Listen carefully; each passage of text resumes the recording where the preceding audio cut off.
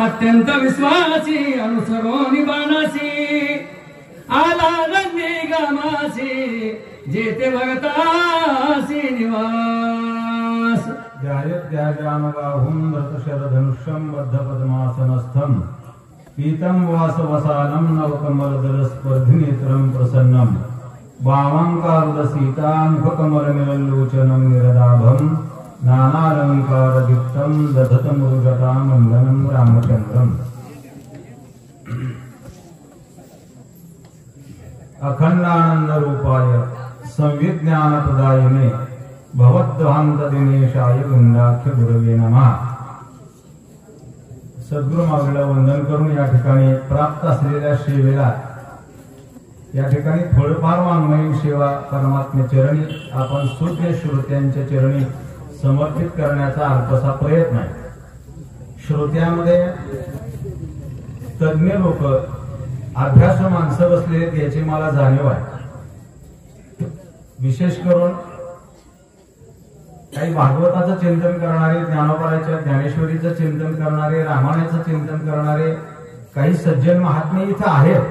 त्यामुळं मी माझ्या पद्धतीनं सांगण्याचा प्रयत्न करेन।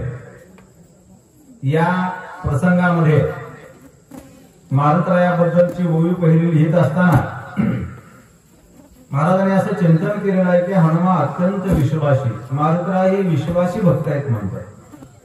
सरळ सरळ ओवीचा अर्थ आहे मारुतरायाने विश्वास ठेवला बाणावर, त्या बाणाला अनुसरले आणि ज्या नंदी ग्रामामध्ये भरत होते तिथे मारुतराय आले, हा ओवीचा सरळ अर्थ आहे। त्याच्यामध्ये काही अध्यात्मात काहीही नाही सांगण्यासारखं, याच्यातलं एकच तत्व सांगता येईल। मगाशी सुभाष महाराज सांगायला बसल्यानंतर महाराजांनी एक खंत व्यक्त केली की साधकाने आपल्या जीवनामध्ये सुधारणा केली पाहिजे। तुम्ही हिंदू समाजाबद्दल बोलला, हिंदू घसरत चाललाय, घसरत जात नाही तो, फक्त झालंय असं पोरं आपल्या ऐकण्यात राहिले नाही, त्यामुळे घरातला परमार्थ संपत चालला, मला उद्धटपणा व्हायला। अतिशय महत्वाचा मुद्दा मानला मी, सगळ्यांनी सांगितलेलं रामायण बसून ऐकले, तिथे सगळ्या सूचकांनी सांगितलं। तर संस्काराला विशेष मूल्य आहे। संस्कार जर त्या मुलावर घडत असतील तर घरात परमार्थ घडतोच। मारुतराया इथं साधकाबद्दल बोलायचं होतं, त्याच्यामुळे मी तुमचा विषय काढला। तर साधकाने काय केलं पाहिजे? साधकाने आपल्या जीवनामध्ये सद्गुरू बोलून प्राप्त झालेल्या साधनेवरती थोडा विश्वास ठेवला पाहिजे। आणि मारुतरायाची साधना आहे नामजप। तो बाण रामनामस्मरण करत असल्यामुळं त्या नामरूपी साधनेवरती मारुतरायाने विश्वास टाकला। आता विश्वास म्हणजे काय? विश्वास कोणावर टाकावा, कोणावर टाकू नये, विश्वासाचं परमार्थातलं स्वरूप काय आहे, प्रपंचातलं स्वरूप काय, पुष्कळ चिंतनेचे विषय करण्यासारखा विषय आहे। विश्वासी तो करी स्वामीवरी सत्ता, इथं विश्वास तो करी असं नाही बरं का, विश्वासी तो करी स्वामीवरी सत्ता, जो विश्वास ठेवतो असा विश्वासी जो साधक आहे तो स्वामीवरही सत्ता करू शकतो। ही ताकद मारुतरायाची आहे। मारुतरायाने त्या नामावरती पूर्ण विश्वास ठेवला आणि भगवंताच्या नामाचा असलेला तो बाण त्याला अनुसरले, म्हणजे त्याच्या पाठीमागे गेले। अनुकरण करणं वेगळं आणि अनुसरण करणं वेगळं। अनुकरण हा स्वतंत्र भाग आहे आणि अनुसरण हा स्वतंत्र भाग आहे। त्यातलं मारुतरायाने इथं अनुसरण केलेलं आहे आणि त्याप्रमाणे नंदीग्रामामध्ये मारुतराया पोचलेले आहेत। भगत श्रीरामाचा निज भक्त, भगते भक्ती उल्हासित, आचार्य भक्तीचा भगत, भक्ते निर्मुक्त चराचर। चार पद आहेत, चारही पदांमध्ये विशेष वर्णन केलेलं असतं ग्रंथकर्त्यांनी, ते सांगणाऱ्याने तितकं डोक्यात ठेवून सांगावं लागतं। आता काय महाराज गेली, पहिली स्मृती गेली, पहिली ताकद गेली, पहिला जोर गेला, पहिलं सांगणं गेलं, सगळंच गेलं। आता जसं असेल तसं असेल। काय म्हणतात मात्र इथं, भरत श्रीरामाचा निजभक्त, भरत हे रामरायाचे निजभक्त आहे। आता निजभक्त असं पद का लिहावं थोडक्यात सांगतो। भक्त म्हणजे काय, भक्ताचे प्रकार श्रीमद भगवद्गीतेमध्ये फार गोड चिंतन आलं महाराज, मारुती महाराज आहे तिथं पलीकडे बसलेले। चतुर्विधाम भजन्ते माम ये जनाः सुकृतो अर्जुन आर्तो जिज्ञासुरतार्थी ज्ञानी च भरतर्षभ. पहिला तो अर्थ म्हणजे दुसरा जिज्ञासू जाणीजे, तिसरा अर्थार्थी जाणीजे, ज्ञानी चौथा. मग ते सगळ्यांची कार्य सांगितले. अर्थ तो आरतीचे निव्याजे, जिज्ञासू तो जाणावयाची लागे भजे, तिजे तेने इच्छिले अर्थ सिद्धी, मग चौथी याची ठाई काहीच करणे नाही, म्हणून भक्तू एकोपाहित ज्ञानी या तोची. आणि त्याच्यानंतर पुढे एक ठिकाणी चिंतन असं आलेलं आहे, वासुदेव सर्व मित्र महात्मा सुदुर्लभ, असा एक विषय आहे. मग निजभक्त कोणाला म्हणतात? अर्थार्थी जिज्ञासू आणि ज्ञानी हे जर श्रीमद भगवद्गीतेमध्ये 4 प्रकार आले असतील तर याहीपेक्षा आणखी इथं निजभक्त का लिहावं? निजभक्त त्याला म्हणतात, एका सोप्या भाषेत सांगतो, सगळ्याला कळलं असं. तुम्ही आणि सर्वजण देवाचे आपण उपासक आहोत, त्याबरोबर आहे का? तुम्ही आणि सर्वजण देवाचे उपासक आहोत, भक्त आहोत असं मानतो का नाही स्वतःला? मी देवाचा भक्त आहे असं स्वतःला मानता का नाही? तुम्ही मानता. माझ्या सहित सगळे कुठल्याही देवाची तुम्ही उपासना करा, तुम्ही त्या देवाचे उपासक आहात असं स्वतःला मानता. पण त्या देवाने तुम्हाला असं मानलंय का हा माझा उपासक आहे म्हणून? देवाचा मी भक्त आहे, उपासक आहे म्हणणं वेगळं, आणि देवाने हा माझा भक्त आहे म्हणणं वेगळं. ज्याला देव म्हणतो हा माझा भक्त आहे त्याला म्हणायचं निज भक्त. अत्यंत श्रेष्ठ निज म्हणजे निज याचा मराठी वाङ्मय कोशामध्ये निज याचा अर्थ जवळ असा अर्थ.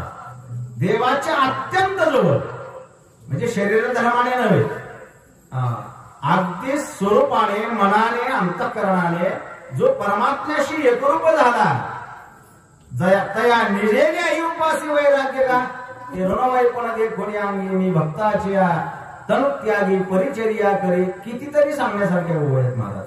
वसंताना सुद्धा ज्याचं देवाचं चिंतन चालू आहे झोपेमध्ये, अशी त्रिकाल अवस्थेमध्ये सदा सर्व काळ परमात्म्याशी एकरूपता जवळीकता ज्यांनी साधली त्याला म्हणतात निजभक्त. असे भरत होते.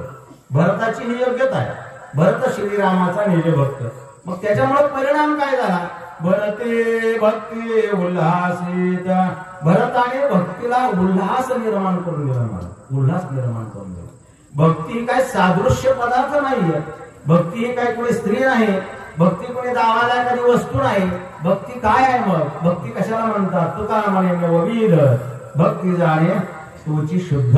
श्रवणम कीर्तनम विष्णु स्मरणम पादसेवनम अर्चनम वंदनम दास्य सख्य आत्मनिवेदनम. श्रीमद भागवतामध्ये श्लोक आलेला आहे. ही नवविधा भक्ती सांगितली. या नवविधा भक्तीचं चिंतन जे आहे, जे स्वरूप आहे, ईश्वराची उपासना करणं जे आहे, परमात्म्याला अनन्य भजन जे आहे, ती भक्ती आहे. त्या भक्तीला या भरताच्या कृतीमुळे उल्हास निर्माण झाला, आनंद निर्माण झाला. कोणीतरी माझी सेवा करणार, माझ्या कक्षेमध्ये येणार आहे हे पाहिलं. मग त्या भरतामुळे जे भक्ती उल्हासित झाली याला कारण काय होतं सुभाष महाराज? तर भरत हे आचार्य भक्तीचे भक्त होते. आचार्य कोणाला म्हणतात? फार फजिती महाराज. आता या केवळचा माझा फार जुना संबंध आहे. मी 30 वर्षात पूर्वीपासून या गावात कीर्तन करत आलेलो आहे. आता सगळे सत्य बंद झाले. महादेवाचा बंद झाला, भैरवनाथाचा बंद झाला, गोकुळ चालू झाला. असं आहे. या मंदिरात कीर्तन केली. पुष्कळ जुना संबंध आहे त्या सगळ्या जुन्या लोकांशी. आचार्य अलीकडे काय झाले माझ्या का पत्रिकेवर नाव यायला लागले. भागवताचार्य, रामायणाचार्य, विनोदाचार्य. आमच्या आता हे भाऊसाहेब यांच्या मागे लिहिलं असतं गायनाचार्य येतात का नाही तुमच्या मागे? माझ्या तर मागे एक ठिकाणी असं लिहिलं मला नारी. वेदांताचार्य मी गेल्या उत्तम दिशेला मला आता वेदांत सांगू का काही पहिल्या दिवशी केलं. ह्या पदव्या मागलेल्या जातात. त्याच्यात आचार्य हे पद येतं. आचार्य या पदाची व्याख्या काय? कशाला म्हणतात आचार्य? अगोदर आचार्य माहित असावा. आचार्य होता मला आचार्य. आचार्य कोणाला म्हणतात? आचनोत्पत्ती शास्त्रार्थम आचार्य स्थापयत्यती स्वयमेव आचर्येत प्राज्ञयस्तो आचार्य उच्यते. अशी आचार्य पदाची व्याख्या. काय त्याचा अर्थ होतो? आचनोत्पत्ती शास्त्रार्थम सर्व धर्मशास्त्राचं जो आलोचन करतो, अभ्यास करतो, चिंतन करतो आणि मग आचार्य धर्माची स्थापना करतो. आचनोत्पत्ती शास्त्रार्थम आचार्यम स्थापयत्यती. एवढ्यावर भागत नाही.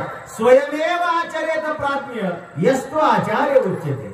आणि त्यांनी स्थापन केलेल्या आचार धर्माचं आचरण जो स्वतः करतो त्याला आचार्य म्हणतात. या कक्षेमध्ये बसणारे भरत होते.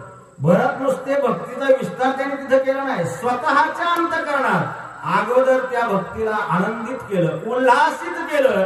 आणि असं आचार्यत्व त्यांच्याकडे आल्यामुळं त्याचा प्रभाव असा झाला, भरते निरमुक्त चराचर, त्या चराचरामध्ये सगळ्यांना मुक्त अवस्था प्राप्त झाली, बंधन कोणालाही राहिलं नाही महाराज. भगते भक्ती विस्तारली, भगते भक्ती प्रकाशली, भगती पाला निज भक्ते. सांगतो काय तर राहिले शक्ती नष्ट तुकडे असू द्या. भरते भक्ती विस्तारली, भरते भक्ती वाढविली, भरते भक्ती प्रकाशले, भरते पान्हारे निज भक्ती. भरताने भक्तीचा विस्तार केला, विस्तार केला असतं ते होत्या, त्याच्यावर जास्त चर्चा नको. भरताना भक्तीचा विस्तार केला, भरताना भक्ती वाढवली, तिला प्रकाशात आणलं, तिला स्वतःच्या जवळ घेतलं. या सगळ्या चारही पदाचा अर्थ जवळजवळ एक आहे. वाढवणं म्हणजे तेच, प्रकाशन करणं म्हणजे तेच, विस्तार करणं आणि वाढवणं काय फरक आहे का महाराज? का या दोन्ही अर्थात काय बदल वाटतो तुम्हाला? विस्तार केला, वाढविलं, तिला प्रकाशित आणलं, प्रकाशित केलं आणि स्वतःजवळ पालढाळलं. या चारही पदाचे अर्थ जरी साम्यवादाचे असले, एकार्थानं दिसणारे असले, तरी याच्यामध्ये फरक आहेत महाराज, फरक आहे. प्रत्येक पदामध्ये संतांनी लिहिलेली अक्षर चुकीची नसतात, त्याला फार मोठं मूल्य असतं. अंतःकरणामध्ये भक्ती वाढविली, त्याचा विस्तार केला समाजामध्ये, त्या भक्तीचं प्रकाशन लोकांमध्ये केलं, म्हणजे भक्तीचं स्वरूप समाजाला पटवून सांगितलं. प्रत्येक भक्तीचं स्वरूप काय आहे हे लोकांच्या गळी उतरवलं भरताना. आणि त्या भक्तीला एवढा न्याय दिला, एवढा न्याय दिला, सगळा समस्त परिवार, सगळं नगरजन भक्त या रूपाने नांदू लागले. हे बोला महाराज. भगत भक्तीचा निज ठेवा, भगत भक्तीचा विसावा, भगत भक्तीचा ओलावा, भक्तीच्या गावारी गम भगता. भक्तीचं निज ठेवायत महाराज, निज ठेवाय. किती गोड भाषा वापरतात महाराज, निज ठेवा. आपली एखादी ठेवा असावी, धन असावं, त्याच्यावर आपला पूर्ण हक्क असतो. तसं भक्तीचा ठेवा कोण? भक्तीचं मूर्तिमंत रूप कोण? तर भरत. बस, भरत भक्तीचा साठवा, भक्तीची साठवण सगळी भारताकडे झाली. तुम्ही मला भारताने एवढी कुठली भक्ती केली महाराज? आता तुम्ही मागाशी नवविधा प्रकार सांगितले, त्यातले भरत कुठं बसतात? श्रवणामध्ये बसतात, कीर्तनामध्ये बसतात, विष्णू स्मरणामध्ये बसतात. कुठं यांना बसवायचं कुठं? बरं, कुठं तरी एक ठिकाणी बसतील. मग तुम्ही एवढं महत्व भारताला का घ्यायला लागलं? भारताने काय स्मरणामध्ये भरत बसतात बरं का, जपामध्ये. विष्णू कीर्तन जे आलेलं आहे किंवा स्मरण जे आलेलं आहे त्याच्यामध्ये ते बसतात. म्हणून मग एवढं त्यांना का तुम्ही महत्व देता? इतकं त्यांच्याबद्दल इतकी वेगवेगळी पद का वापरता? याचं कारण सांगतो तुम्हाला. भरताच्या अंतःकरण वृत्तीमध्ये, आपल्या शरीरामध्ये अंतःकरण पंचक आहे, मन, बुद्धी, चित्त आणि अहंकार. या चौघांचं साठवण जिथं केलं जातं त्या सगळ्याला म्हणून अंतःकरण म्हणतात. ते अंतःकरण पंचक झालं. अंतःकरणामध्ये वृत्तीची जी लकेर बाहेर पडत असते त्या लकेरीप्रमाणे माणसाचं आचरण तयार होत असतं. सात्विक लकेर बाहेर पडली तर सत्व रूपानं आचरण घडतं, राजस रूपाची लकेर बाहेर पडली तर रजोगुणाचं आचरण घडतं, आणि तामसी लकेर बाहेर पडली तर तो व्यक्ती तमगुणानं वागतो. मग भरताच्या अंतःकरणातल्या वृत्तीची अवस्था काय झाली? वृत्ती हे निवृत्ती झाले जनन देशे तेथे. वृत्तीच राहील नाही महाराज. वृत्ती निवृत्ती रूपाला गेली, म्हणजे वृत्तीमध्ये कसल्याही प्रकारचा संसार राहिला नाही. तो पूर्ण वृत्तीनं परब्रह्म रूप झाल्यामुळं भक्तीचा साठवा तिथंच आहे, निज ठेवा तिथंच आहे, ओलावा तिथंच आहे. आणि त्यामुळं भक्तीच्या गावाला जर तुम्हाला जायचं असेल, म्हणजे तुम्हाला जर भक्ती करावी वाटत असेल तर भारताकडे जा. आणि भरताच्या मार्गदर्शनाने मग तुम्हाला भक्तीचा रस्ता मिळेल. तितकाच अधिकार आमच्या मारुतरायाचा महाराज जगद्गुरु श्री तुकोबाराया हनुमानजीला वंदन करताना म्हणतात, त्यांचे गुरु आहेत बरं का ते. ऐका, मी असं जरा काहीतरी वेगळं बोलायचे मला सवय. तुकाराम महाराजांचे गुरु आहेत मारुतराया. तुम्ही असं कसं बोलायला लागलं, मारुतराया राम अवतारात तुकाराम महाराज कलियुगात, काही आपलं बोलता काय तुम्हाला मान दिला असं नाही, मी चुकीचं बोलत नाही. तुकोबाराया प्रत्येक अवताराला निद्रा करिता होतो पायी, सवेची लंका घेतली तरी वानर गोवळ गाई सवे चालित फिरत असो. राम अवतारामध्ये तुकोबाराया म्हणजे अंगद आहे आणि अंगदाचे गुरु मारुतराया. हे मान्य आहे तुम्हाला? अंगदाचे गुरु मारुतराया हे मान्य आहे का? मग आपल्या पूर्व अवतारातील सद्गुरूंचं स्मरण करून त्यांना शरण गेले तुकोबाराया आणि प्रार्थना केली, महाराज मला भक्तीची वाट दाखवा. शरण शरण हनुमंता तुम्हारो रामदूता, काय भक्तीच्या त्या वाटा, का तुम्हाला भक्तीच्या वाटा माहिती आहे म्हणून तुकोबारायासारखे महात्मे त्यांना शरण जाऊन विचारतात. तसं भक्तीच्या गावाला जायचं असेल तर भरताचं अनुकरण करा, भरताचं अनुकरणही करा आणि अनुसरणही करा. त्याच्या मार्गदर्शनाने जावा, तुम्हाला निश्चित भक्तीचं गाव मिळेल. भरते सत्य सद्भाव, भरते साचा अनुभव, भरते प्रकट राम राव, सर्वत्र पहा सर्वासे. भरते साचार सद्भाव, इथं भावाचं चिंतन आलेलं आहे. बघा, भाव आणि भक्ती कशी संगती लावली ग्रंथ करते. सुरुवातीला वर्णन कशाचं केलं? भक्तीचं केलं. आता इथं भावाचं केलं. भक्ती आणि भाव या दोघांचं भाग्य ज्या वेळेस जीवनामध्ये प्राप्त होतो तो दिवस धन्य असतो. भक्ती नुसती जीवनामध्ये प्राप्त असेल आणि भाव नसेल तर चालत नाही महाराज. भाविविना भक्ती, भक्ती विना मुक्ती, बळे विना शक्ती बोलू नये. हे रोज पाठ असल्यामुळे याची किंमत वाटत नाही प्रमाणाची, पण नीट लक्षात ठेवा. भाविविन भक्ती, भक्तीला खरं प्राधान्य किंवा रूपता केव्हा प्राप्त होते? अगोदर अंतःकरणामध्ये सद्भाव लागतो. आता हे भाव 8 प्रकारचे. भक्ती जशी मी 9 प्रकारची सांगितली तसे भावाचे प्रकार पण 8 आहेत. हास्य, लास्य, गामन, स्वेच, पुरण, कंपन वगैरे हे सगळे अष्टसात्विक भावामध्ये वर्णन येतं. मग हे जे भाव आहेत हे भाव जर नसतील तर भक्तीला मूल्य राहतं का? याच्यात लागला वाद महाराज. असा वाद लागला, भक्ती श्रेष्ठ का भाव श्रेष्ठ? हा वाद अगदी मोठ्या मोठ्यापर्यंत गेला, वशिष्ठासारख्यापर्यंत गेला, नारदासारख्यापर्यंत गेला, सगळीकडे हा वाद गेला. शेवटी निर्णय काय द्यायचा ठरला? मग कोणी म्हणायचं भक्ती श्रेष्ठ आहे? भक्ती नसेल तर भावाला काय किंमत आहे? तुमच्या अंतःकरणात भाव आहे पण भक्तीच करीत नाही, चालत नाही. म्हणजे भक्ती श्रेष्ठ आहे. काय म्हणले? भक्ती श्रेष्ठ मान्य करू आम्ही, पण भावच नसेल तर भक्ती कशी श्रेष्ठ होईल?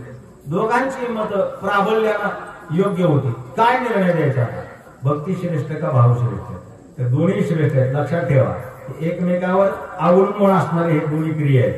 पण याच्यामध्ये ज्ञानोबराने निर्वाळा देऊन टाकला. भाव विना भक्ती, भावच महत्वाचा सांगितला. भावाची कारण किंवा तुका म्हणे एक भावाची कारण, बस भावाशिवाय भावापुढे बळ नाही कोणाचे सबळ. भावबळे आकळे येरवी नाकळे, हे सगळं चिंतन झालं आणि मग तुकोबाराला लिहावा लागला अभंग. हा घे माझा अनुभव भक्ती भाव वाक्याचा, बस केला ऋणी नारायण नो हे क्षण वेगळा.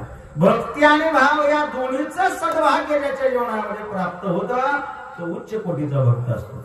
पण तो सद्भाव अंतःकरणामध्ये प्राप्त झाला पाहिजे. भाव असा पुलकित झाला पाहिजे. भाव किती असावा महाराज? एका क्षणाचा भाव असतो. कुठलाही भाव असेल, तुमचा मातृभाव असेल, पत्नीविषयीचा भाव असेल, मुलीविषयीचा भाव असेल, मुलाविषयीचा भाव असेल, सद्गुरूविषयीचा भाव असेल, परमात्म्याविषयीचा भाव असेल, श्रोत्याविषयीचा भाव असेल, कोणाविषयीचा भाव असेल, तो भाव एका क्षणामध्ये त्या टोकाला जाऊन पोचावा लागतो तर तो भाव असतो. नाहीतर मग ते डुप्लिकेट टिकत नाही, मला ते डुप्लिकेट नाही. असा सद्भाव भारताच्या अंतःकरणामध्ये असल्यामुळं भारताला साचार याचा अर्थ आहे खरा, खऱ्या रूपाला अनुभव आला. काय अनुभव आला? हे विश्व हे परमात्म्याचं रूप आहे हे भारताला त्या ठिकाणी अनुभूतीला आला. भरते प्रगट राम राहो सर्वत्र पहाव सर्वास. हा रामराया विश्वाच्या रूपाने प्रकट आहे. कण कण में आहे भगवान. जे जे त्या ठिकाणी वस्तू दिसते, मूर्ती दिसते, जे काही असेल, एकच प्रमाण देतो तुम्हाला, सगळं सांगत नाही. शून्य स्थावर जंगम व्यापून राहिला सकळ बापर देवीवरून विठ्ठल आकळ. सगळ्यामध्ये परमात्मा ओतप्रोत आहे. हा साचार अनुभव भरताच्या ठिकाणी प्राप्त झाला. भगते अपंगिली भक्ती भगते वाढविली विरक्ती. भगते पाहिली निज शांती भूते भोगिते स्वानंद. शिवरंजन आहे का? मला कसं वाटलं, मला त्यातलं काही एवढं नाही ज्ञान, तुम्हाला विचार काय आता जेवण सुरुवात. भगते अपंगिली भक्ती. आणि त्या भक्तीला आपण गेलं. आपण गेलं याचा अर्थ काय? एखादा अनाथ होतो, त्याला कोणीच राहत नाही महाराज, त्यावेळेस त्याला आश्रय दिला जातो. अलीकडच्या भाषेमध्ये त्याला काय म्हणलं जातं की अनाथ आश्रम वगैरे, वृद्धाश्रम. आश्रय देणं, सांभाळणं, धीर देणं, तसं भक्तीला करावं लागलं. का करावं लागलं याचं कारण आहे, भक्तीवर ज्यावेळेस आक्रमण होतं अज्ञानाचं, भक्तीवर ज्यावेळेस पापाचं आक्रमण होतं, त्यावेळेस पृथ्वी माता सुद्धा थरथर कापते महाराज, थरथर कापते पृथ्वी सुद्धा. पापी जे भक्त दैत्य जे मातले, धरणीशी झाले ओझे त्यांचे, गिधला असे त्रास ऋषीमुनी सर्वा, न पूजिते देवा कोणी. राहिलेशी यज्ञ मोडीले कीर्तन, पण आले ब्राह्मण दैत्या घेणे, ही स्थिती निर्माण झाली. मग वत्सरूपे पृथ्वी ब्रह्म्यापासून थर थर थर थर कापते. सोसवेना भार मजाता, देवा मला भार सहन होत नाही. अशी भक्तीची ज्यावेळेस अवस्था येते, मांगल्य प्राप्त होतं, अमंगलत्व प्राप्त होतं, त्याच्यावरती अगदी धुळा बसतो, अशी अवस्था निर्माण होते, मलिन होते. त्यावेळेस त्या भक्तीला आश्रय देणारे फक्त जगात एकच वर्ग आहे, त्यांचं नाव आहे संत. संत त्या भक्तीला आपल्या हृदयाशी धरतात. काळजी करू नको म्हणजे, आम्ही आहोत ना, आम्ही आहोत. तुझ्यावर आक्रमण आम्ही होऊ देणार नाही, तुझा विस्तार करू, तुझा गौरव करू, असं भरताना भक्तीला आपण गेलं, आपलंस केलं. त्यासाठी साधना काय केली भरताना महाराज ऐका. भरते वाढविले विरक्ती, विरक्ती वाढवली महाराज. आणि विरक्ती ज्याच्या जवळ नसते त्याचं ज्ञान टिकत नाही, असं ज्ञानेश्वर महाराज म्हणतात. बरोबर आहे का मारुती महाराज? हो. विरक्ती वाचवणे काही ज्ञानाशी तगण्याची नाही. ज्ञान टिकायचं असेल तर अगोदर वैराग्य दडदडीत लागतं महाराज, दडदडीत सगळ्या बाजूने पिटवून द्यावं लागतं, तेव्हा ज्ञान पचत असतं, टिकत असतं. सगळंच तुम्हाला साधवायचं म्हणल्यावर जमत नसतं. ते ज्ञान मिळवायचं असेल, टिकवायचं असेल तर त्याला वैराग्य अंतःकरणामध्ये यावं लागतं. विरक्त, आता त्या वैराग्याचे प्रकार पुष्कळ आहेत. परावैराग्य वेगळं, अपरावैराग्य वेगळं. परा प्रकाराचे पुन्हा 3 प्रकार आहेत, अपराचे 3 आहेत. ती बाकीची वैराग्य मी सांगत नाही, प्रसूती स्मशान कुठं काय ती जागत असते, ती सुद्धा आले त्याच्यात. पण परा आणि अपरा हे मुख्य वैराग्य. या वैराग्याचं चिंतन भक्त करतात, संत करतात आणि विरक्त जीवन करतात. त्या विरक्तीशिवाय परमार्थ नाही, विरक्तीशिवाय तुम्हाला त्याचं फळ मिळत नाही. विरक्तीशिवाय ज्ञान नाही, विरक्तीशिवाय भक्ती नाही, विरक्तीशिवाय साधना नाही. म्हणून माणसानं जीवनामध्ये विरक्त असावं, वैतागी नसावं. बरं का, वैताग वेगळा आणि वैराग्य वेगळं, विरक्ती वेगळी. विरक्ती ही संत पुरुषाचं भूषण आहे महाराज. विरक्ती ही संतांच्या अंगावरचं लेणं आहे. ज्याच्याकडे विरक्ती असते तिथं ज्ञान नांदतं आणि तिथं भक्तीही नांदते. म्हणून भारताने अगोदर विरक्ती वाढविली आणि विरक्ती वाढविल्यामुळे पुढे परिणाम काय झाला, पाहिली निज शांती. भरते पाहिली निज शांती भूती भोगिती स्वानंद. अंतःकरणामध्ये वैराग्य निर्माण झाला. आता स्टेप लक्षात घ्या. भरताना अगोदर भक्तीचा साठा केला. अगोदर भक्ती, भक्तीनंतर भाव, भावानंतर विरक्ती. या सगळ्या क्रमवार क्रिया आल्यानंतर मग भरते पाहिली निज शांती. आता ती शांती किती अवघड आहे महाराज, किती अवघड आहे. अभ्यासावरी गहन पार्थान ज्ञान, ज्ञानापासून ध्यान विशेषिजो, ध्यानापासून चांगू तो कर्म फल त्यागू.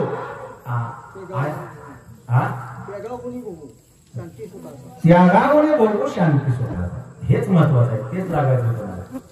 अगोदर अभ्यास, अभ्यासापेक्षा ज्ञान अवघड, ज्ञानापेक्षा ध्यान अवघड, ध्यानापेक्षा कर्म करणं अवघड, कर्म करण्यापेक्षा कर्माचं मिळालेलं फळ त्यागणं अवघड आणि त्यागापेक्षा त्यागात शांतीरनंतरम, श्लोकामध्ये असं आलंय त्यागात शांतीरनंतरम, त्यागानंतर शांती. ही शांती सहजासहजी प्राप्त होत नाही. ते शांती पैसे बघा संपूर्ण येते याचे अंग. 18वा अध्याय ब्रह्म व्हावया जोगा होय तो पुरुष. हा श्लोक 18व्या अध्यायात नाही, होई 18व्या अध्यायात सांगितलं. श्लोक अलीकडे. तर ही शांती जीवनामध्ये प्राप्त होणं तितकं सोपं काम नाही. शांताराम नाव असतं पण सदा तापट. आणि मातावरला एक नाव आहे शांताबाई. त्या शांताबाईचा कहर चालता मागच्या 5-6 वर्षात कुठं बी गेली की शांताबाई लागलं. ट्रॅक्टरवाली तर काय तिला सोडीतच नव्हतं. कुठे बी गेली की शांताबाई. काय त्या नावाचं काय गांभीर्य आहे, त्या नावात किती अर्थ दडलेला आहे माणसं विचार करत नाही. पण एखादीचं नाव शांताबाई असतं पण भांडाया कुत्र्याची आहे. नाव शांताबाई भांडाया कुत्र्याची आहे असं चालत नाही महाराज. शांती ही साध्वी आहे. शांती साध्वी शृंगारी ज्ञानोबराय म्हणतात. ती शांती भरताला प्राप्त झाली आणि त्याच्यामुळे परिणाम असा झाला स्वतः आनंद रूप होऊन या जगताला भक्तीचा आनंद भरताना दिलेला आहे. वाचा. मायात्रीच्या ताई चंदनाची पैजारी पाही तेने डोंगर सगवाई केला लावलाही चंद्र. परमेश्वर महाराजांचं मी गाव विसरलो. ते देगाव आले होते सप्त्यामध्ये आणि देगावमध्ये आमचं रामायण असतंच. दरवर्षी असतंच रामायण 3 ते 5. त्या दिवशी माझ्याबरोबर वाचायला बसले होते. त्यांना बघितल्यावर तेवढं माझ्या लक्षात आलं. त्यांचं नाव इकडं गाव कुठं करमाळ्याकडे ऐकलं गिरलेला तिथे पाहुण्याकडे. या गावात त्यांच्या पाहुण्यात असत. त्या दिवशी त्यांनी मला सांगितलं असं द्या गोड वाचन आहे, स्वर चांगला आहे. त्या शिवरंजनीतच वाचा. मला बी गोड वाटायला. तर त्या ठिकाणी अशा प्रकारे या भक्तीचा सद्भाव अंतकरणामध्ये झाला. शांती अंतकरणामध्ये प्राप्त झाली. आता मलयाद्रीच्या ठाई विषय थोडासा चेंज झाला. ऐका. हे जे संतत्व असतं अशा अधिकाराला गेलेले आचार्य महात्मे संत सज्जन किती लागतात तो समाजामध्ये कराय जास्त लागत नाही. विश्वमाऊली ज्ञानोबराय किती झाले? एकच ज्ञानोबराय झाले. पण माऊली म्हणतात ना आनंदाचे आवारो मांडू जगात. गीतार्थीशी विश्वभरू आनंदाचे आवारो मांडू जगात. सगळ्या जगाला सुखी करण्याची ताकद एकट्या ज्ञानोबरायामध्ये नाही. एकट्या ज्ञानोबराय 700 वर्षाचा काळ होऊन गेला.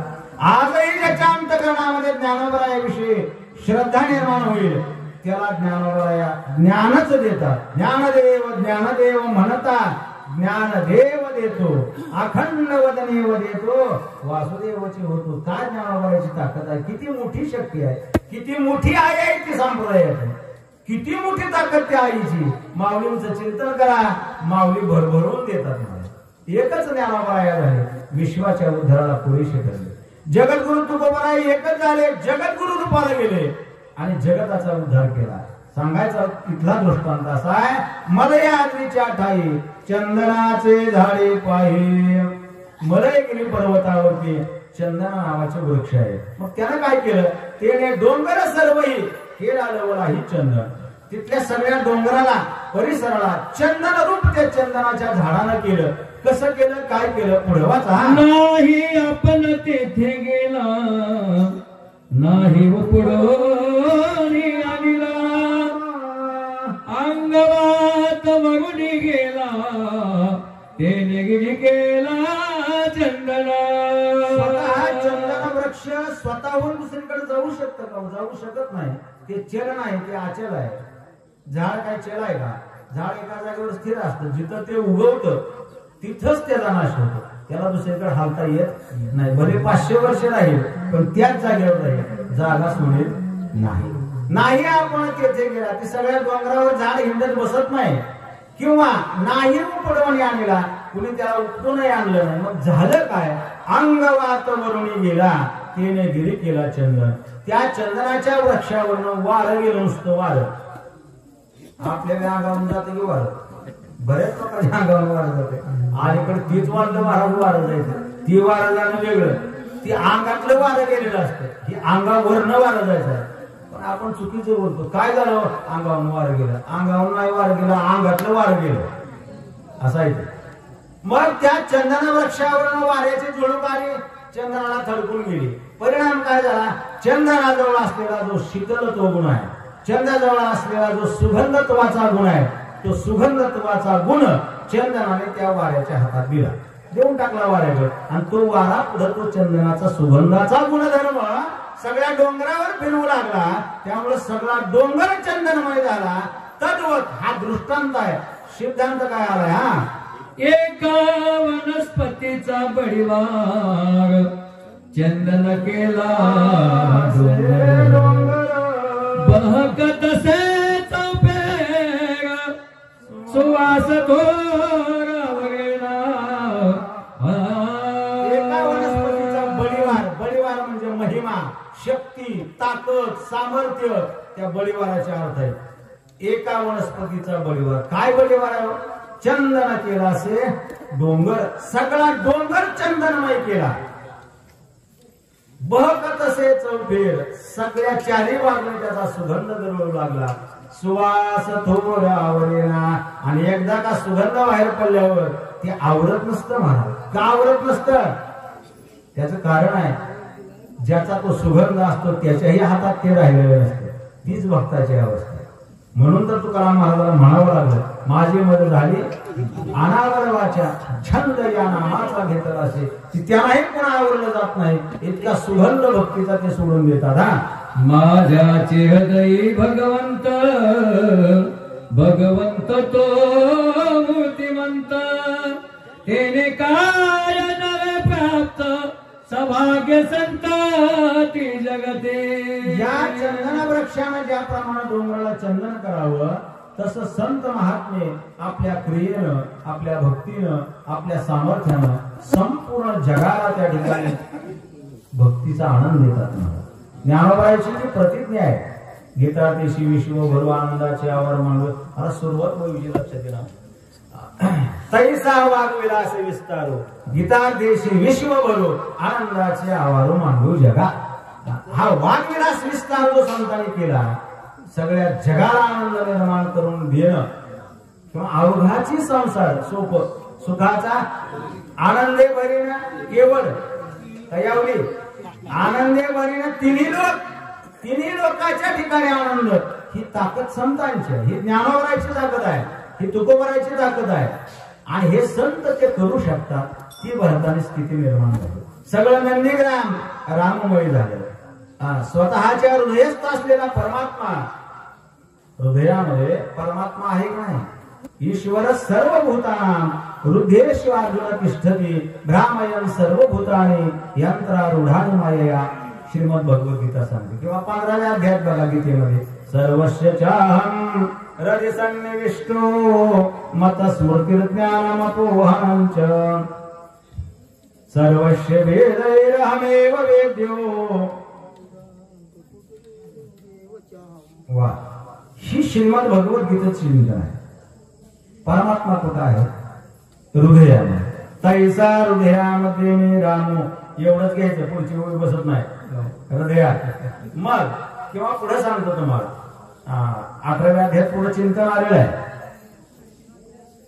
आपल्या शरीराच्या ठिकाणी, हृदयाच्या ठिकाणी मी कोणीतरी आहे अशी जी बुद्धी निर्माण होते, बुद्धी स्त्रियाची आहारण्याची ते वस्तू मी ज्ञानोबा ती चेतना शक्ती, तो परमात्मा हृदयामध्ये. यंत्रारूढानी माया, हे मायारूपी जगताचं यंत्र आहे. आणि त्या यंत्राप्रमाणे या जगाला परमात्मा वागवितो मला. त्याचं हे सगळं खेळणं आहे, बाहुल आहे. मग त्या हृदयामध्ये परमात्मा आहे. परमात्मा शक्ती जर हृदयामध्ये नसेल तर आपली अवस्था काय?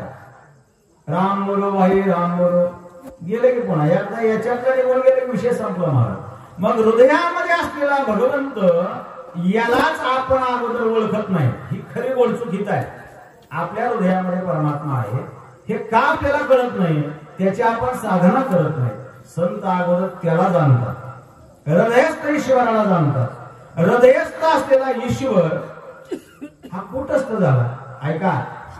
आणि जगामध्ये आपल्याला ईश्वर हा व्यापक झाला, व्यापक झाला. मग व्यापक रूपाने ईश्वरत्वाची प्रचिती कोणाला येते? भरताला आली. माझ्याची हृदय भगवंत तोच भगवंत मूर्तिमंत, तोच भगवान या संपूर्ण जगाच्या रूपानं मूर्त रूपानं आहे. मूर्त आणि अमूर्त ही परमात्म्याची दोन स्वरूप आहेत. अर्जुनाने जो प्रश्न विचारला, देवाला 15व्या अध्यायामध्ये उपाधी विचारली, त्या देवाने उपाधी दोन प्रकारची सांगितली. द्वाविमो पुरुषो लोके क्षरश्चाक्षर एवच क्षर सर्वाणि भूतानि कुटस्थो क्षर उच्यते. एक क्षर उपाधी आणि अक्षर उपाधी. अक्षर उपाधी म्हणजे ज्याचा कधी नाश होत नाही त्याला म्हणतात अक्षर उपाधी, आणि ज्याचा नाश होतो उपजेते नाशे ती उपाधीच आहे, पण क्षर उपाधी. तसं हृदयस्थ असलेला परमात्मा जगताच्या रूपाने व्यापक असणं, व्याप्त असणं, तोच भगवंत मूर्तिमंत ही ज्यावेळेस अनुभूती आली, अशी अनुभूती आल्यानंतर तेने काय हे प्राप्त सभाग्य संत त्रिजगती. अशी अनुभूती आल्यानंतर काय प्राप्त होणार नाही महाराज, सगळं प्राप्त होतं. त्यामुळं असे जे संत महात्मे आहेत हे भाग्यवान आहेत. अशा संतांच्या संगतीमध्ये आलेलं जगतही भाग्यवान आहे म्हणजे. वाचा पुढे. दृष्टी विषय समस्त राम रूपे देखता भरता दृश्य द्रष्टा दर्शन तेत सहज होता राम रूप. पुढे या ठिकाणी त्रिपुटीचा विषय सुरू झाला ज्ञानदृष्टीनं. आता हे 5 प्रकार सांगितलेत, पण सगळ्याचा अर्थ एकच आहे. आता तिथं लिहिल्यामुळे सांगणं भाग आहे. दृष्टी विषय समस्त राम रूपे देखत भरत. दृष्टीला जे जे दिसतं ते काय दिसतं आपल्याला, तुम्हा मला जे दिसतं ते जग आहे. ऐका, हे जग आहे, मग हे सत्य का असत्य? असत्य आहे. मग त्याला काय म्हणावं? त्याला विज्ञान म्हणावं. दिसणाऱ्या जगाला विज्ञान म्हणतात, दिसलेल्या विज्ञानाला जे सत्य समजतात त्याला अज्ञान म्हणतात, आणि मूळ ब्रह्म जे आहे त्याला ज्ञान म्हणतात. असा दृष्टीविषय समस्त सगळं जग रामरूपानं बघू लागले. ज्याला रामच सगळीकडे दिसू लागला त्याला पाहण्याची क्रिया, दृष्टी, नजर, पाहणारा आणि वस्तू या सगळ्यामध्ये कुठेही भेद राहत नाही. अभेदत्वानं सगळीकडे राम दिसू लागला. म्हणजे श्रवणी शब्द पडताची जाण शब्दात श्राव्य श्रावक श्रवण सोयेची घन होवनी टाके. त्या ठिकाणी सेवा करण्यासाठी कानावर ज्यावेळेस अक्षर आढळतात त्यावेळेस त्याचा अर्थ कळतो. तुम्हाला का अक्षर कळतात? कानावर ज्यावेळेस एखादी गोष्ट आपल्यावर पडते त्यावेळेस त्या अक्षराचं तुम्हाला ज्ञान होतं का वस्तूचं ज्ञान होतं?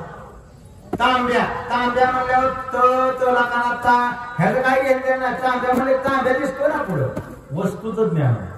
तसं जी कानावरती अक्षर पडली त्या अक्षराचा अर्थच रामरूपाने निघाला.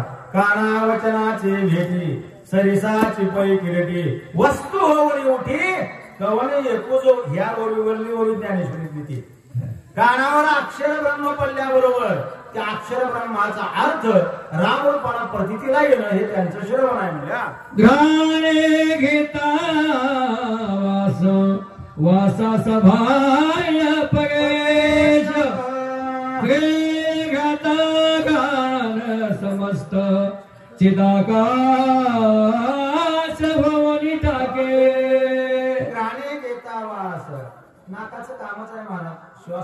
श्वास आणि प्रश्वास ही त्याची क्रियाच आहे.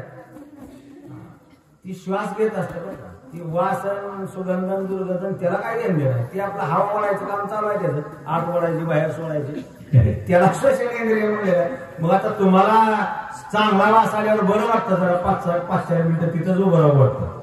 आणि घाण वास आल्यावर पावसाळा चालू व्हावा, bill bill bill bill bill bill ती पुकाटला पाऊस असावा, चांगला पहिला दांडगा पडलेला असावा, मागचा तर उघडलेलाच नसावा, आणि त्यात कुत्रं मारावं. चांगल्या मेल्यावर 2-4 दिवसाला तुमची त्याची गाठ पडली. तसं काय वाटतं?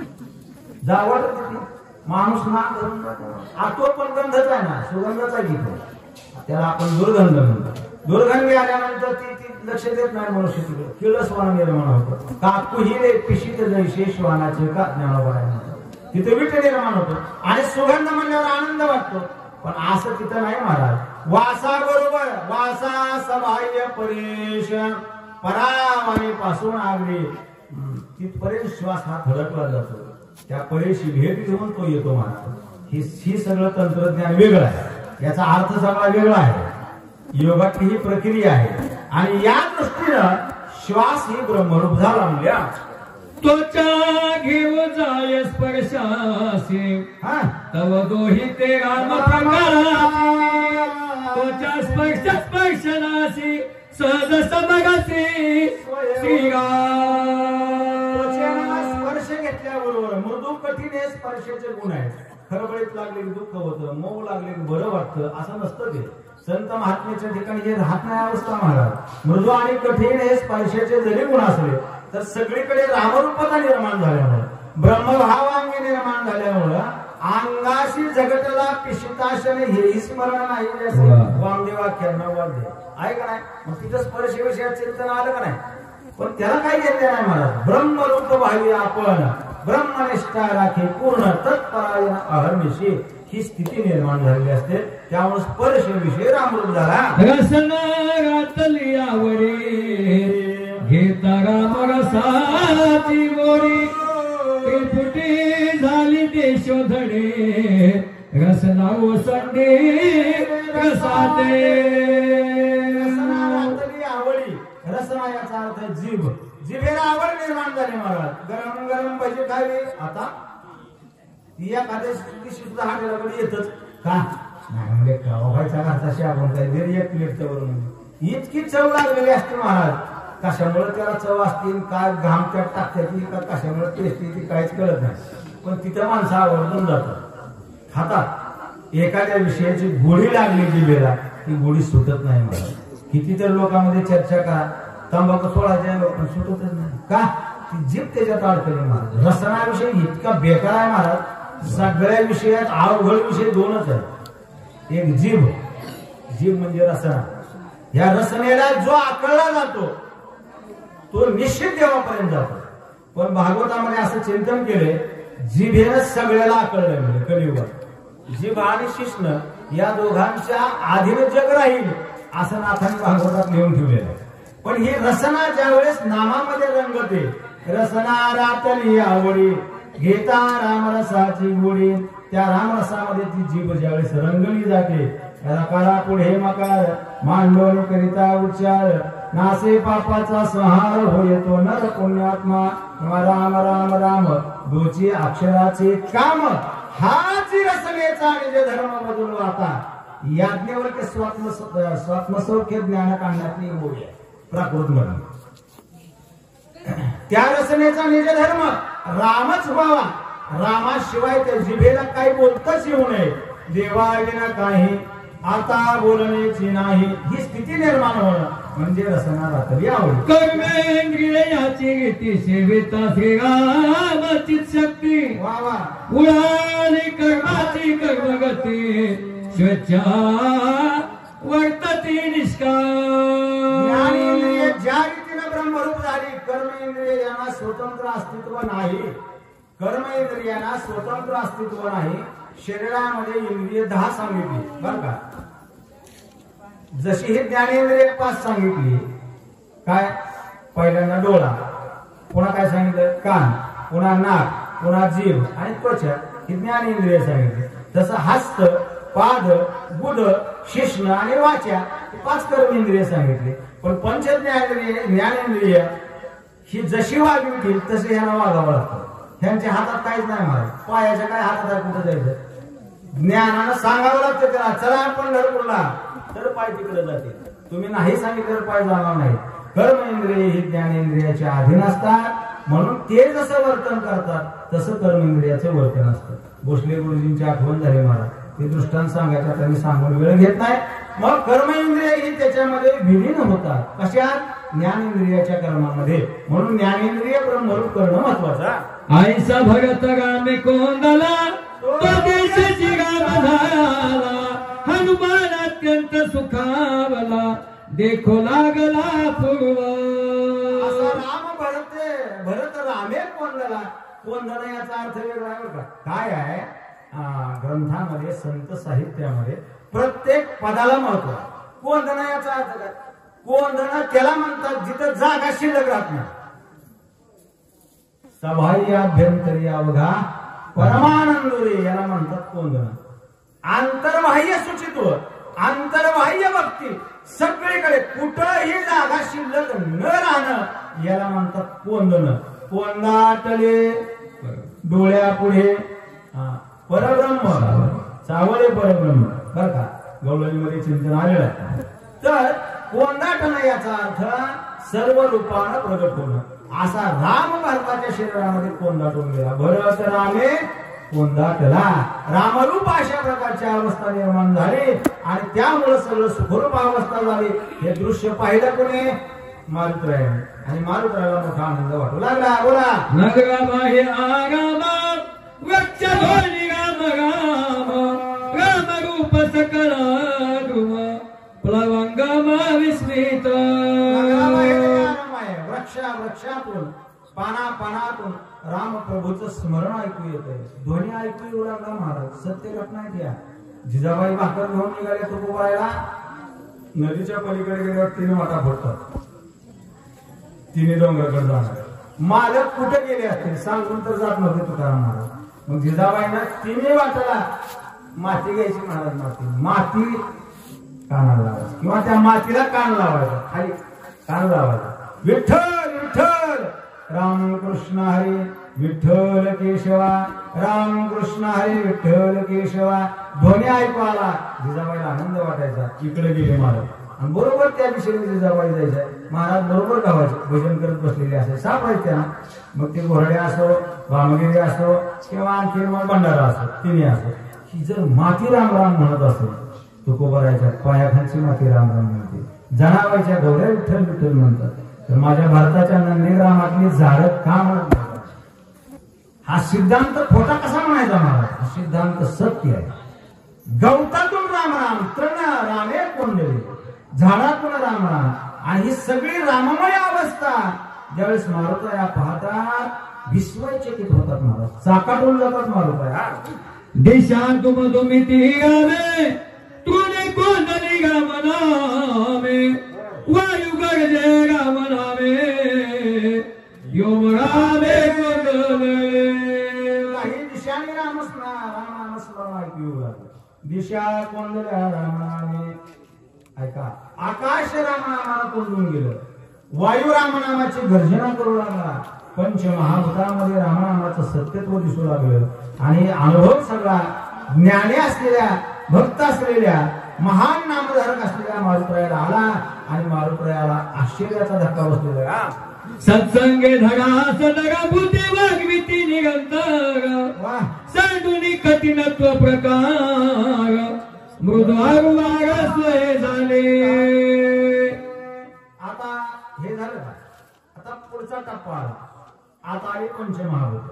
पंचज्ञानेंद्रिय, पंचकर्मेंद्रिय संपला विषय. आता आली पंचमहाभूत. वगैरे किती झाले? हो 20. एक ओवी घ्या. पुढचे सूचक सांगतो. मला तर वाटतं खरं तर ह्या 42व्या वाटण्या करताना 21 अशा करायच्या नाहीत. 19 एकाला द्यायच्या. राहिलेल्या पुढे कारण ह्या ओवीला विषय बदलतो. इथं पंचमहाभूताचा विषय आहे. नाही गुरुजी आले तुम्ही सांगा ती पुढे बसतो. मग पटपट सांगावं. गुरुजी तुम्ही सांगायचा मग मी एकटा पाना लावला.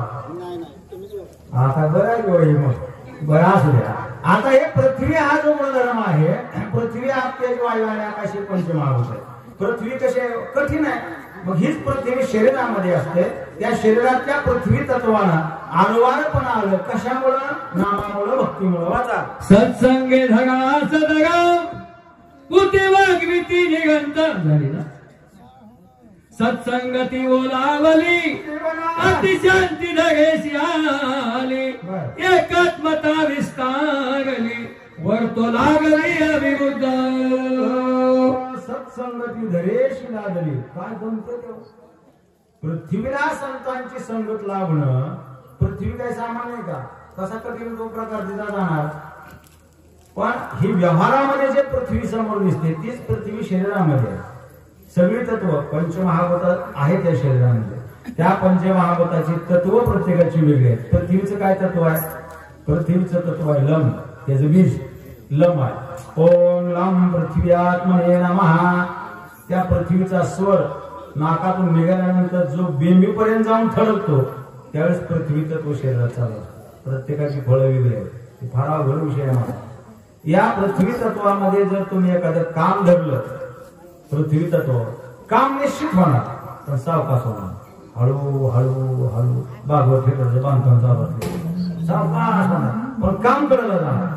पृथ्वी तत्वाचं फळ आहे, निश्चित फळ मिळतं पण सावकाश मिळतं. लम त्याचं बीज आहे, ते पृथ्वी तत्व शरीरामध्ये ते त्याला सत्संगती लागली.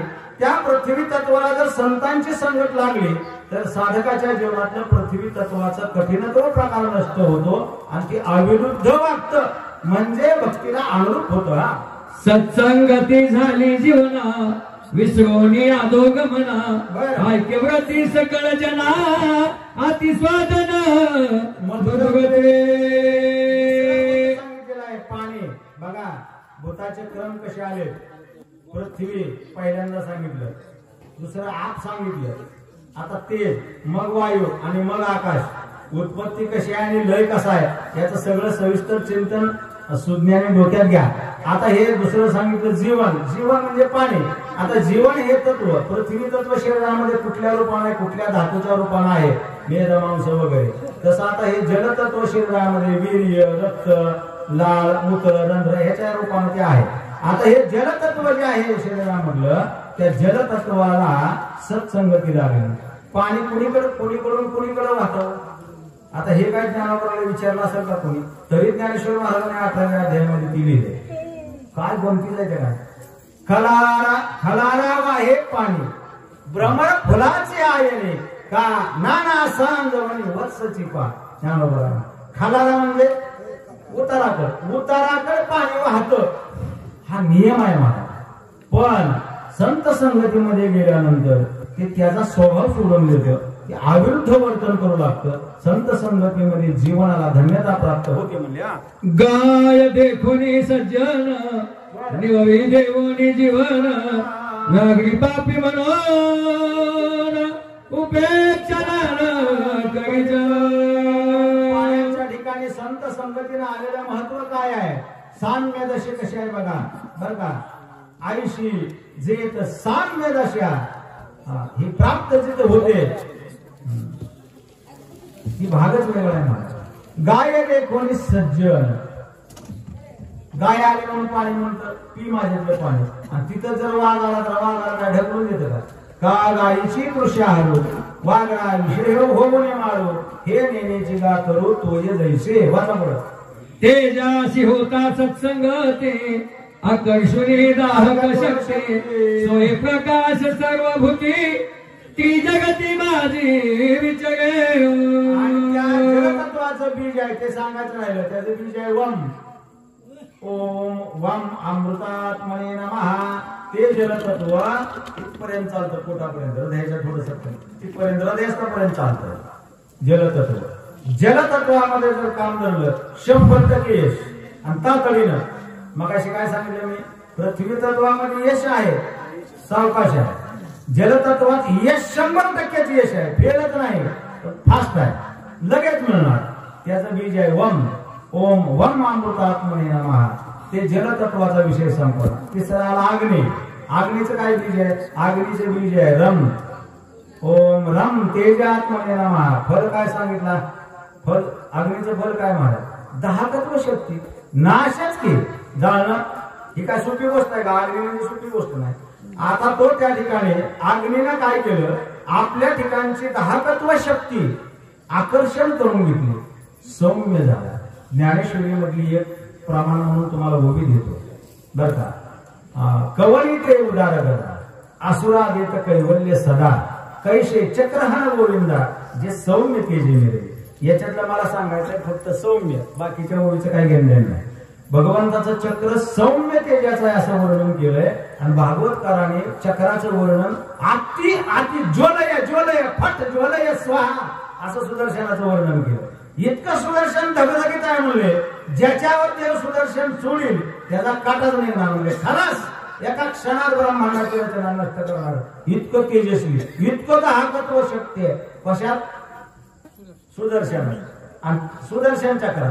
आणि त्या सुदर्शन चक्राला ज्ञानावळ काय म्हणतात? जे सौम्य तेजे मिळेल. असं का लिहावं? तर ते सुदर्शन चक्र भक्तासाठी अगदी शीतळ, अत्यंत शांत अशा प्रकारचं आहे. मग सुदर्शनाच्या ठिकाणी असलेली 10 तत्व शक्ती गेली कुठं? आकर्षण 10 तत्व शक्ती संतांच्या जवळ आले की 10 तत्व नष्ट होतं आणि सौम्यत्व प्रगट होतं. ते ज्ञानाला प्राप्त झालं. ज्ञाने प्रकाशिले निज गृही त्याशी प्रकाशा उणी नाही. पारका चोरवाल्या पाही प्रकाश त्या सहित तैसाचे. गेला काय आहे ज्ञानेश्वरीमध्ये गीतेतला जो 12वा अध्याय त्यातला श्लोक वाचा तुम्ही. आदिवेस्ता सर्व भूताना मैत्र करुण येवच निरममोनिर अहंकार समदुःख सुखक्षमी. या श्लोकावर ते ओवी आहे. पुढे आहे तुल्य निंदावर काय आहे तर घरीची या उजेडू करावा पारकिया अंधारो पाडावा. हे नेण्याची करू पांडवा. दीपू जायचा. दीपू म्हणजे दिवा. घरात आपण दिवा लावतो. तो घरच्याला उजेड देतो. पाहुण्याला म्हणतो हे पाहुण्या तुम्ही आला शक्तीला खरं पण माझा का वापर तुम्ही करून घ्यायला काय? तुम्हाला मी दिसू देणार नाही असं म्हणता येत नाही. दिव्याच्या ठिकाणी साधर्म्य भाव आला ती अवस्था. हा वायू सत्संगाला आदला चंचलत्व फुले विसरला. योगेश्वरा भेटवाला निश्चल झाला निज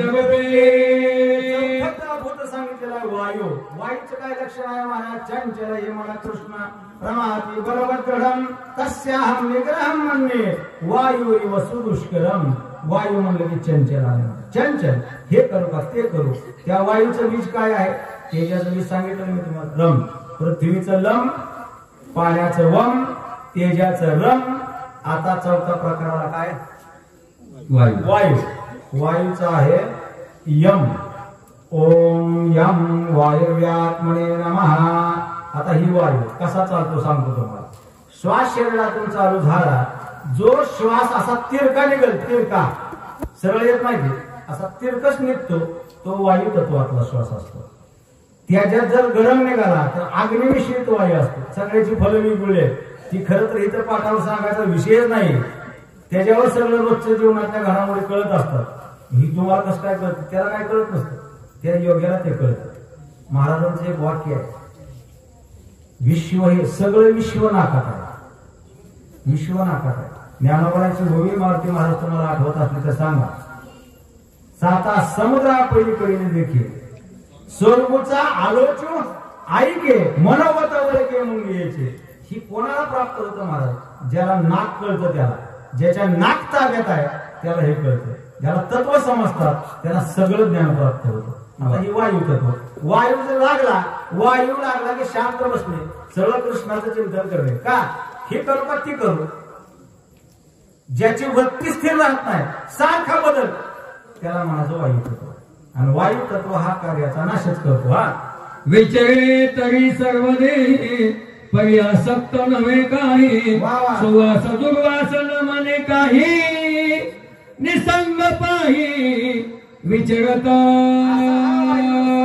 लागला आपलं चंचल तो विसरून गेला महाराज आणि अतिशय आनंदानं वर्तन करू लागला.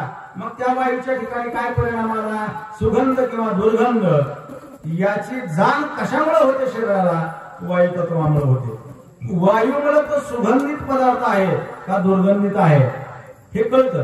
पण संत जीवनाचं असं तत्व आहे महाराज, ज्याचा द्वेषच निघून गेला, जिथं द्वैत भाव राहिलाच नाही, त्याला सुवास दुर्वास न म्हणे काही मूल्या. सत्संगा लादले आकाश कुपोने पैकोनास विश्वनी आदि अवकाश विरक्त उदास सर्वत्र वसे. आकाश सत्संगाला लागलं. आता आकाशाचं तत्व सांगायचं मी विसरत नाही. माझं लक्ष आहे तुमच्या. आकाशाचं तत्व काय आहे? आकाशाला काय म्हणतात आम्हाला काय नाही माहिती. खरंच नाही सांग. आता हे आकाश तत्व जे आहे, या आकाश तत्वाचं फार बेकार लक्षण सांगितलं. जो श्वास ओठाच्या खाली येतच नाही, इथवरच लागतो, ते आकाश तत्व झालं. आणि असं आकाश तत्व चालू असेल त्याचं फळ आहे मरण. त्याचं फळ काय आहे? मरण. जर आकाश तत्वात जर तुम्हाला काही विचारलं कोणी तर सरळ समजायचा नाश झाला नाही. कुठलंही कार्य असो नष्ट होणार, कुठली व्यक्ती असो मरणार. आकाश तत्वावर मृत्यूचं लक्षण सांगितलं आणि ते आकाश तत्व इथपर्यंत चालत असतं. ते आकाश कसं आहे? आकाश उदास आहे, व्यापक आहे, कोणाला टोचत नाही. खुपवून येणार काही कोण ज्ञानावराने त्या आकाशाकरता किती ओवे दिले महाराज. तिन्ही ऋतू समान जैसे का गगन. आणखी काय सांगितलं? हो. आणि आणखीन एक ओवे आकाशाकडे. आकाशाच्या ठिकाणी ते थंडीनं गारतत नाही, पावसानं ओलं होत नाही आणि उन्हानं करपत नाही. आहे का त्याला काय? तिन्ही ऋतू समान जैसे का गगन. बस अशा प्रकारची ती अवस्था. हे आकाश कोणाला खुपणार नाही, काहीच तुम्हाला त्याचं काही गरज नाही. किंवा आलिप्त संपूर्ण गगन जैसे तुकोराम महाराज म्हणतो. हे आकाश सगळ्यापासून वेगळं असतं, सगळ्या ऋतूत असतं पण सगळ्यापासून वेगळं असतं. आकाशा न गेले तू जैसा ज्ञानोबा म्हणतो. ते आकाश तत्व संतांचं ब्रह्मरूप झालं आणि तो आपला गुणधर्म विसरून गेला. म्हणजे वाचा. आपुल्या निज शरीरी चित्त उष्ण पर्जन्य काही विकारी सत्संग थोडी वरी. आपल्या शरीराच्या ठिकाणी ते आकाश तत्वाला ब्रह्मरूपता प्राप्त झाल्यामुळं कसल्याही प्रकारचा विकार लाभत नाही. या सगळ्या गोष्टीला कारण काय आहे तर संतांची संगती. म्हणून जीवनामध्ये माणसानं संतांची संगत करावी. संत संगती श्रेष्ठ आहे. आईचे नगर घ्यायची संत की राम भजनी निघत धन्य भक्ती प्रतापे भरत सौभाग्यवंत नांदत. असं सगळं रामरूप अशा प्रकारची ती नंदीग्राम नगरी झाली. सगळी लोक परमात्म्याच्या चिंतनामध्ये एकरूप झाली आणि अशा भगवत भक्तांच्या मांदियाळीमध्ये सौभाग्यवंत अवस्थेमध्ये भरत नांदत होते. कोणाही नाही दुर्दशा कोणी नमती न मानसा श्रीराम भजने उल्हासा सावकाश नांदते. कोणाची दुर्दशा नाही, कोणाला दारिद्र्य नाही, दुःख नाही, रोग नाही, पीडा नाही, कायिक वाचिक मानसिक कसल्याही प्रकारचं हीनत्व नाही महाराज. दुर्दशा नाही, हीन मानसा नाही, काय नाही. मग हे कसे आहेत? कसे आहेत? तर आम्ही बळी तुका म्हणे भूमंडळी आम्ही बळी विरगाडे ही अवस्था त्यांना प्राप्त झाली. उदिम एक मोहरा करणे अक्षराचे खरे जाणे जैसे देणे तैसे घेणे कोणाही उणे असे ना. तिथला व्यापार सांगितला.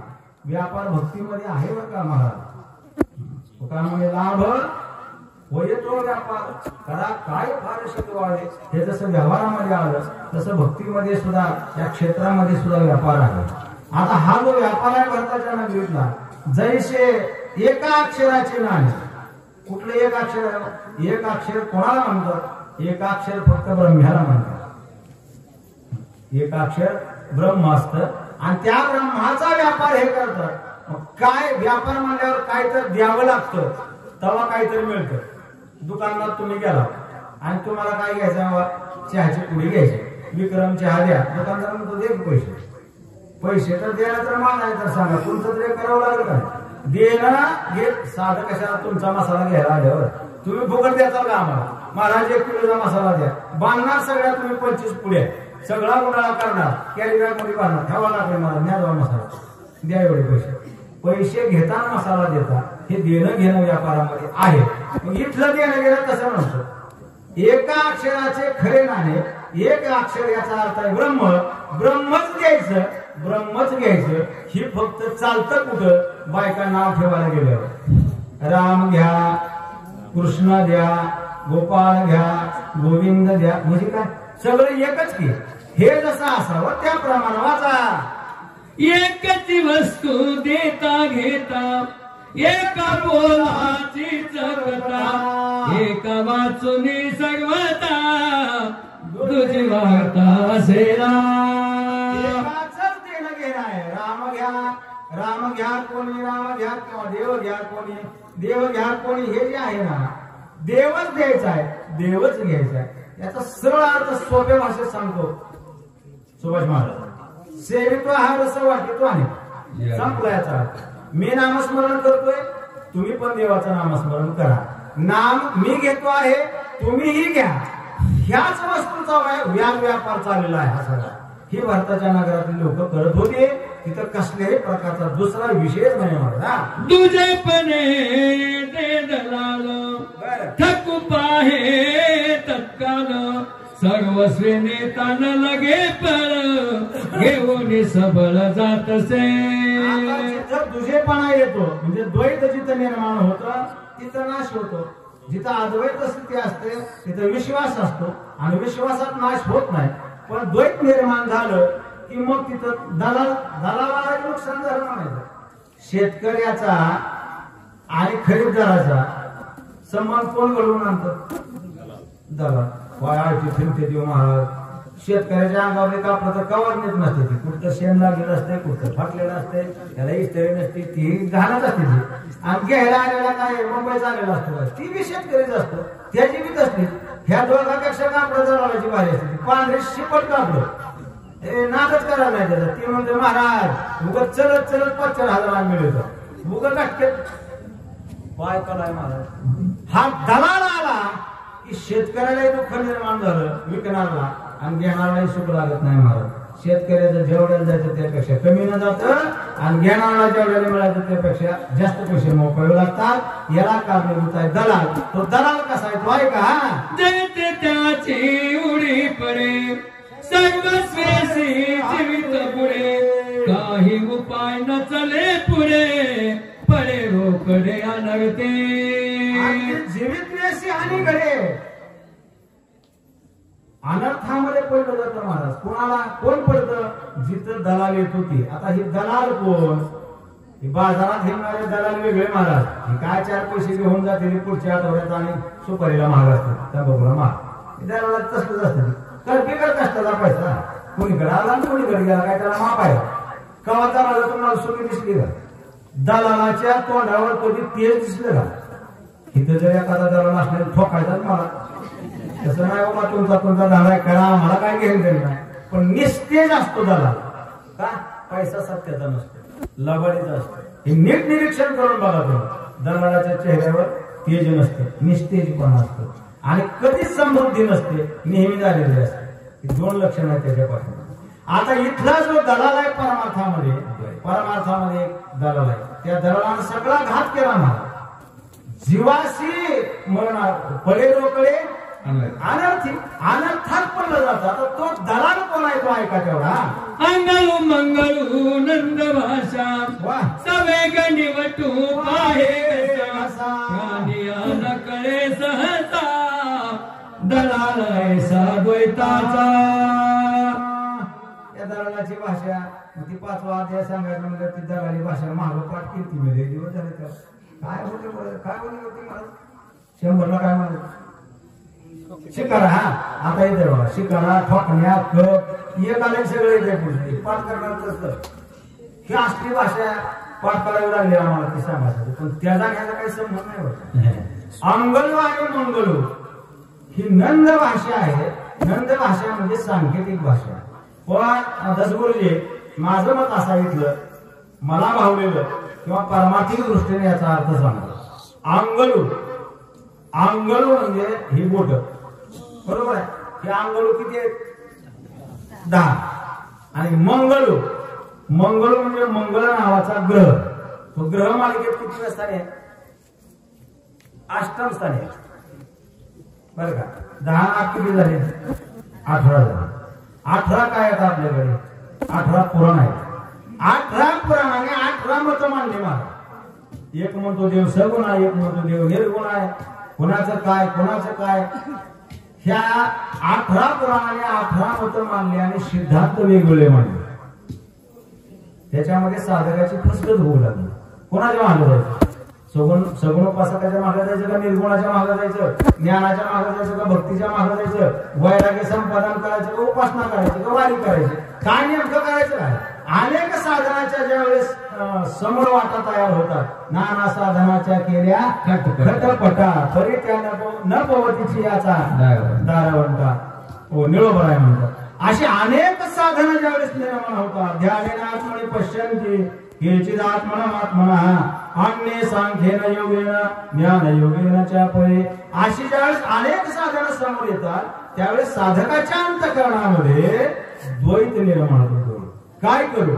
इदं भवति इदं न भवति, यं द्रष्टं तं नष्टं, हे करू का ते करू, ही द्वैताचा दबाव पडतो. ही आंघोळ मंगळ म्हणलं भाषेचा अर्थ आहे. ओरिजिनल व्यावहारिक दृष्टीने म्हणलं तर ती तुमची तसली भाषा मग ती दाराला कशी बसवते ती तुम्हाला काय सांगायचं ते सांगा.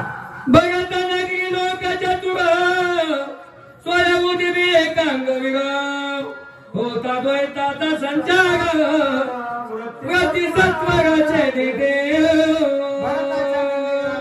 वीर वीर मग म्हणलो ना आम्ही बळी वीर गाढे. वृत्तीला ज्यावेळेस द्वैत निर्माण होतं, वृत्तीला बाधितपणा निर्माण होतो त्यावेळेस त्याला छेदून करून टाकतात. वृत्तीचा निरोध याला म्हणतात. आणि वृत्ती निरोध फार अवघड आहे. वृत्तीचा निरोध होणं सोपं नाही. तुम्ही ध्यानाला बसा, चिंतनाला बसा, वृत्तीचा निरोध खूप अवघड आहे. आणि वृत्तीचा निरोध जर साधला आणि त्याच्यात जर पुन्हा वर जाऊन जर आणखी एक पुढे एक घोटाळा आहे. वृत्तीचा निरोध साधण्याचा अवघड आहे. आणि जर साधला वृत्तीचा निरोध ध्यानानं तर तो साधक सगुण साक्षात्कारातून निर्गुण अवस्थेकडे पोहोचू शकतो. पण तिथून गेल्यानंतर त्याची जर वृत्ती जगता करता पागळली तर तो पुन्हा जगा करता या मायाला करतो. आणि तिथेही न थांबता ती जर वृत्ती ब्रह्म्याशी एकरूप झाली मग समाधी अवस्थेला निर्माण होते.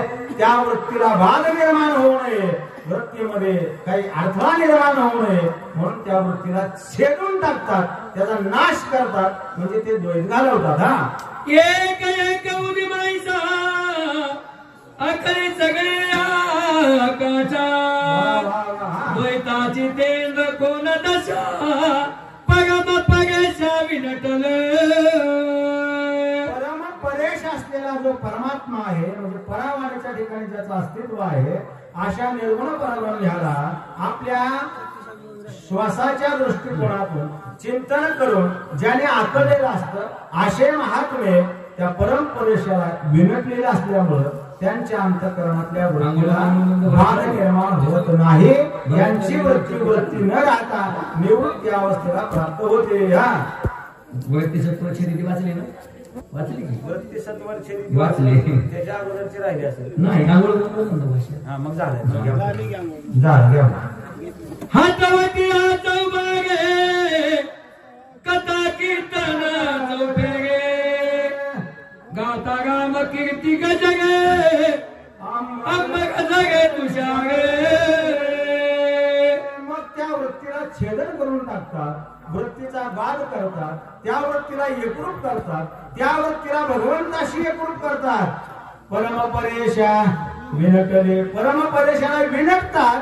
मग काय करतात? म्हणजे काय करतात? म्हणजे काय करतात तर हातवटी या चौवारे कथा कीर्तन गजरे. बरोबर आहे का? ज्यावेळेस गोकुळामध्ये भगवान कृष्ण परमात्मा अवतराला आले काय वर्णन केलं? गोकुळीच्या सुखा अंत पारमाहिरिका बाळकृष्णानंदा घरी आनंद या नरनारी. पुढचं चरण अतिशय महत्वाचं आहे. गुडिया तोरणे करीती कथा गाती गाणे. तसं हटवटिया चौबारे चौकात चौकात रस्त्यावर अहो जिथं असल तिथं आपुल्याचा विसर भोळा गोविंद कळा कौतुके या स्थितीमध्ये परमात्म्याला ते गाऊ लागले. आनंद भक्ताच्या मनी गेले शून्यत्व बुडवणे चैतन्य गण भवानी निर्विका गजनी सुस्तिगा. आनंद झाला आणि शून्यत्व बुडून जाणं याचा अर्थ आहे अज्ञान समूळ नष्ट होणं, अज्ञानाचा समूळ नाश होणं म्हणजे दिव्य ज्ञानाची प्राप्ती झाली आणि आनंदमय जीवन झालं. त्या प्रभूच्या चिंतनामध्ये भरत रामरूप म्हणून नाचू लागलेले गगनावघ्याची महुगले मोक्ष परी लगडून आले ऐक्य झाले आहे गंगे.